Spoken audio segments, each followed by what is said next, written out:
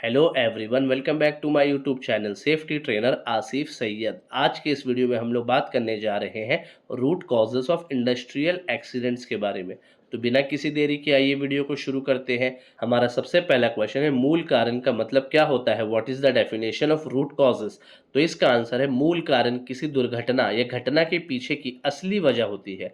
यानी कि root causes किसी एक्सीडेंट या इंसिडेंट के पीछे की फंडामेंटल अंडरलाइंग रीजंस होती है। ऊपर ऊपर के एक्सीडेंट या इंसिडेंट को देखने के बजाय रूट कॉजेस एनालिसिस करके एक्सीडेंट्स होने का रियल रीजन यानी कि रियल इश्यूज की पहचान करना, जिसकी वजह से एक्सीडेंट हुआ है, इसे कहते हैं हम अंडरलाइंग रूट कॉज। हमारा दूसरा क्वेश्चन है, इंडस्ट्रियल एक्सीडेंट का डेफिनेशन क्या है? What is the definition of industrial accident? तो इसका आंसर है, इंडस्ट्रियल एक्सीडेंट एक अप्रत्याशित और अनियोजित घटना होती है। यानी कि इंडस्ट्रियल एक्सीडेंट एक अनएक्सपेक्टेड और अनप्लान इवेंट होता है जो इंडस्ट्रियल या कंस्ट्रक्शन एक्टिविटीज़ के दौरान चोट पहुंचाती है, बीमार करवाती है, प्रॉपर्टी को डैमेज करती है और एनवायरनमेंट को नुकसान पहुंचाती है।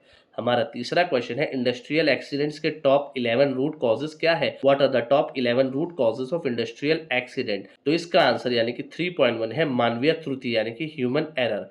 सही से ट्रेनिंग ना मिलना, ज़्यादा थकान की वजह से, लापरवाही की वजह से या गलत फैसला लेने की वजह से ह्यूमन एरर होता है। 3.2 है, कमज़ोर सुरक्षा उपाय यानी कि पुअर सेफ्टी मेजर्स।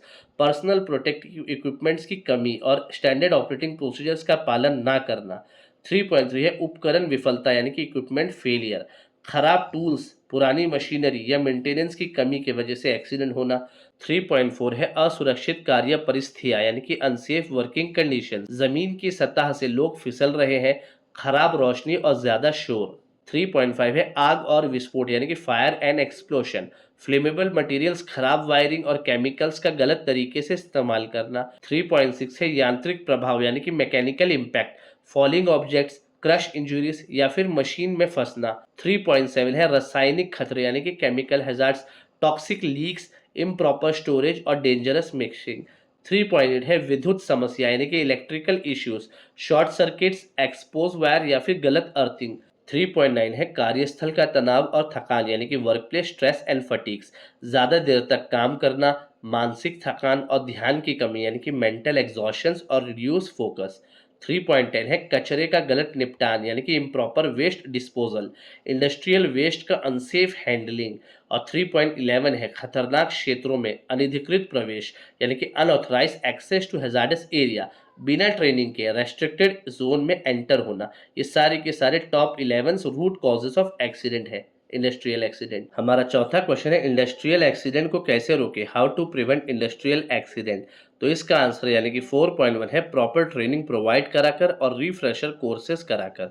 4.2 है, स्ट्रिक्ट सेफ्टी मेजर्स को एनफोर्स करके और पर्सनल प्रोटेक्टिव इक्विपमेंट्स का इस्तेमाल कराकर।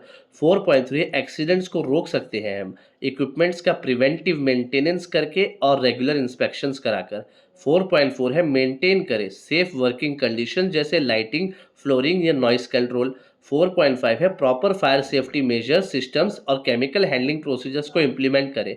4.6 है, सही और सेफ मैकेनिकल प्रैक्टिसेस पर ध्यान दें ताकि एंटेंगलमेंट या फॉलिंग ऑब्जेक्ट्स को अवॉइड किया जा सके।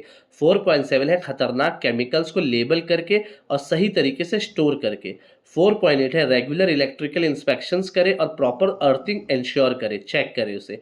4.9 है, स्ट्रेस और फटीग से बचने के लिए वर्किंग आवर्स को मैनेज करें। 4.10 है, एनवायरमेंटल रूल्स के मुताबिक ही इंडस्ट्रियल वेस्ट का सेफ डिस्पोजल करें। और 4.11 है, हैजार्डस एरिया में अनऑथराइज एंट्री को रोकने के लिए स्ट्रिक्ट एक्सेस कंट्रोल करें। हमारा पांचवा क्वेश्चन है, ऊपरी कारणों के बजाय असली कारणों की पहचान करने का क्या फायदा है? What is the importance of identifying root causes instead of surface causes? तो इसका आंसर है, रूट कॉजेज की पहचान करने से प्रॉब्लम्स को हमेशा के लिए ख़त्म किया जा सकता है।